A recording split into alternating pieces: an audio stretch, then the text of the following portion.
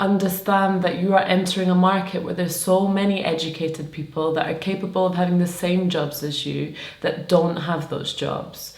So, don't be naive in that thinking that you'll get an interview and you will straight away get that position. Welcome to or back to my channel. This is my sister, Karina Canby. Thanks so much for coming on the channel today. I have to start again. Reluctantly here. Welcome to or back to my channel. I'm Vanessa Canby, and guess who is reluctantly here? My sister, Karina. Hi. Thanks so much for agreeing to be on my channel today. I've had some questions about people moving from the UK to Ghana, so I thought I would ask my sister, seeing as she has actual experience to share. Like, you've been here for, is it over a year now? Yeah. How long did you want to move to Ghana before you did? So for those people that don't know, my sister and I used to come to Ghana since we were very young. So our father was very sort of adamant that we had a dual experience. So we spent some time in the UK and we spent some time in Ghana. And then when it got to, I would say about 16, 17, we were here one year when our cousins were here. They're about 10 years older than us. And so they kind of showed us a different side to Ghana and a completely different experience, because until then, we had a lot of fun and my parents were very determined for us to see different areas of Ghana. So we've been to Eastern region, Volta region, Central region when we were young. But this was the first time that we, for example, would like go to a nightclub here or go to a bar here. And we just were not ready for it. We had not come with like the right clothes that year. We always used to come with like Ghana ready clothes, like 100% cotton, and it was eye-opening. So from that year, I said at some point I'll move back. So I was maybe like 17 years old. I said, okay, at some point in the future I'll move. So for the last 12 years, I've said I would move, but when I finish my masters, I will definitely move back. So that's when I came back. So did you get a job before you moved over? Like, did you think to yourself, I want to have a job in place before I move over? So because I was so determined to move back, and I was also very aware of what I was going to find here.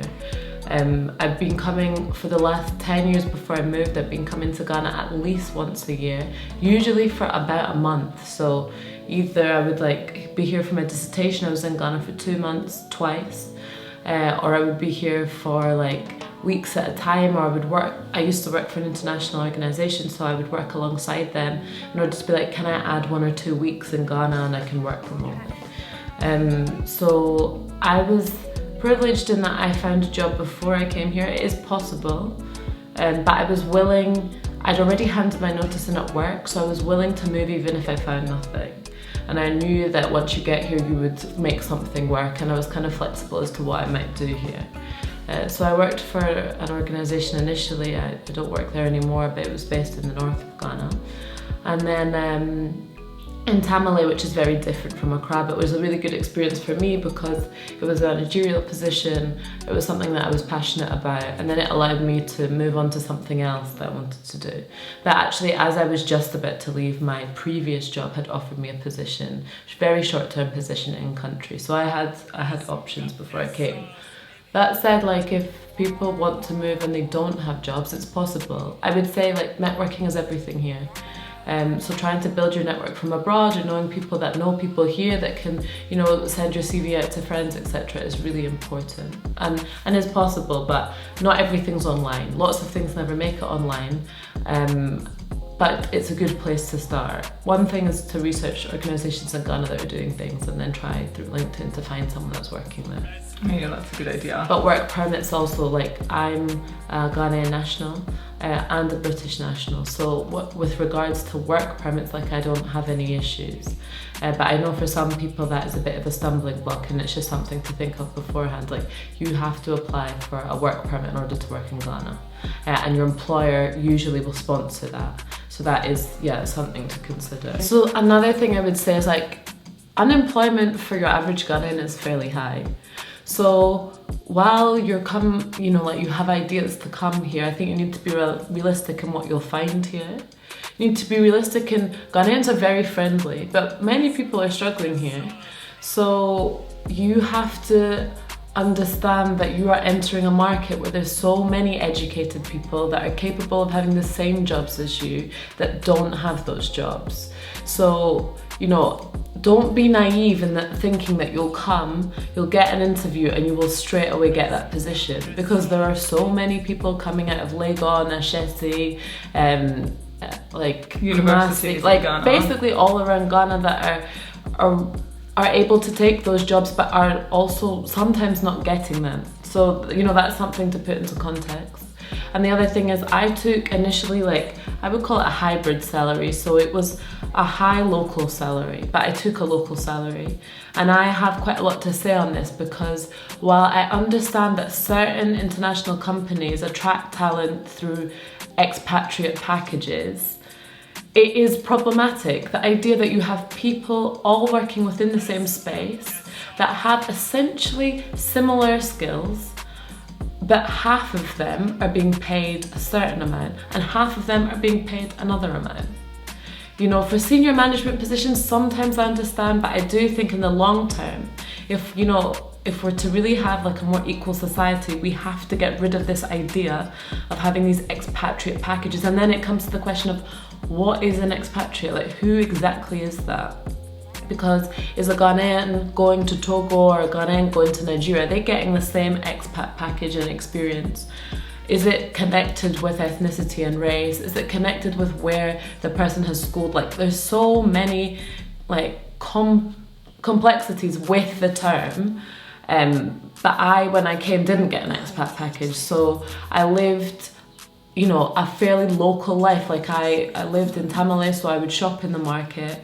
I would get a few luxuries from like the small stores there. I took local transport to work because my salary was not going to allow me to do anything else. And I've come to Accra and I've been lucky. I was working briefly for a tech startup, and I'm about to do my PhD. And I'm lucky in that I am able to do nice things, but I cannot pay a lot for everyday basic services. So sometimes I'll go places and there's an assumption because I'm white, and I will forever be considered white in Ghana, and that's just something that I'm used to, and you know, I can fight it every day. Sometimes I challenge people, but most of the time I don't. Because it's tiring on a day-to-day. Like, I get asked if I'm Ghanaian at least 3 times a day. I have an Instagram and I often talk about these daily challenges on that. But yeah, basically, you cannot pay like a tourist tax on everything if you live here. So it's also about negotiating on your day-to-day. Like, people will see you and, you know, rightly or wrongly will ask you to pay 2 or 3 times the price for everything, but over time you'll know exactly the prices for things. So you'll be like, okay, I'm not going to pay that because I know that pineapples are not this much, or I know XYZ is not this much. There's an exception. Like, I do a lot of travel outside of Accra and I often take trotros. The trotro price will be the same irrespective of who you are, and I really like, that's what I quite enjoy. But yeah, so that's something to be aware of. Like, people will try to inflate prices for you, and it's about deciding what you can afford to pay on the basis of what you earn, and then how much you're going to negotiate with that. Yeah. So in terms of like finding a place to stay, how do you find the flat or accommodation in Ghana? So Ghana generally is, obviously it's so different, but Accra specifically, which is where I live right now, is expensive. And I think lots of people think, oh, it's Africa, it's Ghana, it's gonna be cheap, but there's like different housing markets. So I would say, like, there's the dollar rental market, and then there's the CD rental market. It's possible to find something in certain areas that properties that are quite cheap, but it requires a lot of looking. I wanted to stay somewhere like comparable to my flat in London. So, you know, it has air conditioning in every room. It has, okay, not the kitchen, but in the bedrooms. I wanted to be able to have 2 bedrooms if I had people to stay. And then I wanted to have things like hot water heater and all that kind of stuff.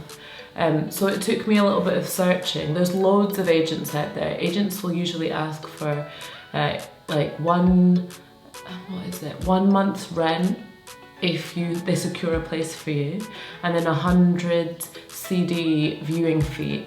100 CD viewing fee, it's possible to get them down on that. I mean, it's a bit ridiculous. But most of them will take 1 month's rent as commission. So that's like their fee? Exactly. And it's just perseverance, like you just have to keep looking. There's a lot of very expensive rentals, but the other thing is every rental I would say is negotiable. So there's a lot of apartments in Accra. And it's a case of saying like, this is the max that I will pay. And if someone won't negotiate with you, someone else will. There's different areas I live in Jolu, which is to the north of airport, and so I hadn't lived there before. I didn't actually know the area, but I liked it because it had like a good mix. So you have people from like low, middle and upper income all living in the same space, which I thought was quite important for me. Our family house is in Kokomemle, so that's another like area that I might have considered, but I at that point wasn't driving, so I wanted to also have somewhere where I could walk like 1 or 2 minutes and pick up a taxi, and then but also be quite central to town. And the other thing to probably mention is the rent that you have to pay up front. Yeah, normally so most rentals in Ghana you have to pay 1 year up front. Sometimes you have to pay 2 years. This is actually legislatively illegal, but it doesn't matter. Like you can say all you want, but inevitably you will have to pay 1 or 2 years up front. So this is something to consider in advance. So, you know, if you're looking for like a nice 1 bed somewhere, you're probably in like a quite decent area. You're going to be looking at like 400, I would say about $500 upwards for like your maybe Jolu, somewhere, maybe an airport, East Legon, those kind of areas. In like Laboni cantonments, you're looking at like $800 plus for a 1 bed, I reckon. Osu, you might also manage to get somewhere for, you know, 400, 500 for a 1 bed, but then you have to pay your whole rent up front, and some landlords will ask for a deposit even though you're still paying your rent up front. I got super lucky, I have a really good landlord, and so when I decided, he was like, do you want to renew? I would be renewing in December, but I'll give you a big discount if you can renew earlier. So I said, okay, fine. So I've managed to like knock off a good like $120 off my rent, which is great. Yeah. So like, what do you think are things that people are moving here, like they should be prepared for before moving, that's different to like the UK, for example? So this is always like a little bit of a difficult question for me, and I was saying this to you before, because we spent so much time here growing up, so everything that we encounter here is not new to us, and like we're kind of ready for it. There's a few things, like things don't happen at the same pace. You need to be patient. You don't always know, right? You might think, oh, actually I did this and this in London, so this is how it should work here, but often you need to take time to learn why people do things the way they do it. And it's a learning curve, so just stepping back initially and taking it in. I think that's probably the biggest mistake people have coming here, is that they think they know. Often people think they know best because of where they've spent their university education, where they might have spent time working in other countries, but you know, Ghana is unique for many amazing reasons, and you need to spend time to kind of acclimatize yourself with that. Yeah, patience, perseverance. Things are not easy here. Like you have to be patient. Like there'll be days where you will spend a whole day doing a task that, you know, in London might have taken you 35 minutes, like a whole day. And you can cry, but actually it doesn't make any difference. You just have to be patient with it. And there's always a way around things, I find. Like if something's taking forever, there'll be someone there that's willing to concede. They'll be like, you know, I can't wait anymore. How can we work this out? And even yesterday I was trying to sort a visa out, and the guy said, okay, so how are we going to work this out together? And I was like, okay, look, you know, it's about working your way through things. It's about working your way through challenges. But if you have those things in mind, if you're ready, like, to just embrace everything that comes to you, then that's good. You have to be really strong, and you have to be very direct about what you want.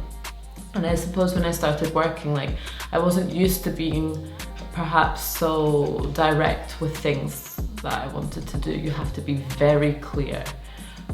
Especially because for me, my accent is problematic for so many people because they don't understand. I mean, it is a tricky accent, I'm not saying it's an easy one. So you do, and you know, it often helps if you're managing or doing whatever, just in order to ensure someone's completely understood what you're trying to achieve, for them to then repeat it back to you. So when I first came here, I opened up a cafe restaurant as part of a social enterprise, and like things like carpentry and my ideas for tables and chairs, like they just initially were not right. Or things like, can you install the TV on the wall? I want it done like this, and then it wouldn't quite be done like that. You know, you just have to be patient. Yeah, those are the things I would say. And would you ever move back to the UK? I don't like to say that I never would, because I don't know. I say I'll be here as long as I'm happy. So right now I'm happy. I don't have any immediate plans to move back, but you never know what road life will take you on. Thanks, Karina. So many helpful insights. No problem. So definitely make sure to follow Karina's Instagram. That's at Karina Canby. I will put it in the link below. And she posts like daily her life in Ghana, and it's really, really interesting. So yeah, check that out. Thanks so much for watching this video. And if you liked it, like it, and please subscribe. Just hit the bell below as well. Thanks. See you later.